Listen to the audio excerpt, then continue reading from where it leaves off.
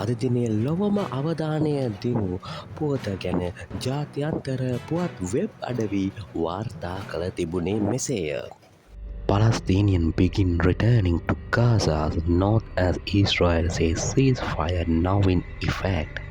BBC පුවත් සේවය වාර්තා කරන්නේ ඊශ්‍රායල් පවසන පරිදි සටන් විරාමය දැන් ක්‍රියාත්මක වන බැවින් පලස්තීනුවන් ගාසා තීරයෙන් උතුරට නැවත පැමිණීමට පටන්ගෙන තිබෙන බවයි BBC පුවත් වෙබ් අඩවිය වාර්තා කරන්නේ.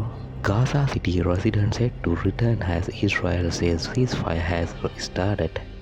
අල්ජසීරා පුවත් වෙබ් අඩවිය වාර්තා කරන්නේ සටන් විරාමය ආරම්භ වී ඇති බව ඊශ්‍රායලය පවසන බැවින් ගාසා නගරයේ පදිංචිකරුවන් නැවත පැමිණීමට සූදානම් වේ යනුවෙන් අල්ජසීරා පුවත් වෙබ් අඩවිය වාර්තා කරනවා. After signing Gaza deal, Netanyahu threatens return to war if demands not met the Israel.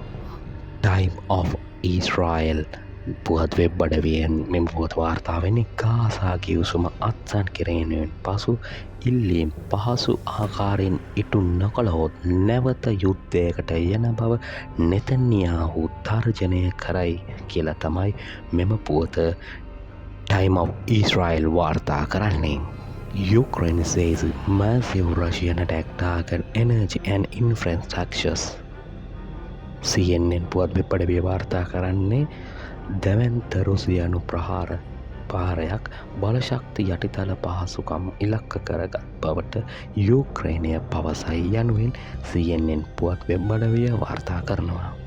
Nobel Peace Prize goes to Maria Corina Machado despite call for Trump to receive the award.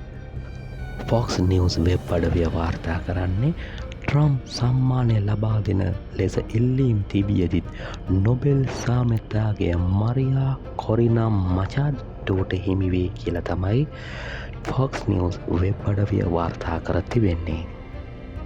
දේශීය පුවත් web අඩවි ජාත්‍යන්තර පුවත් වාර්තා කරපු ආකාරය පළමුුවන් අපි අද දෙරන පුවත් වෙබ් අඩවියට පිවිසමු ගාසා තීරය ගැන ඊශ්‍රායල් හමුදාවෙන් සහතිකයක්.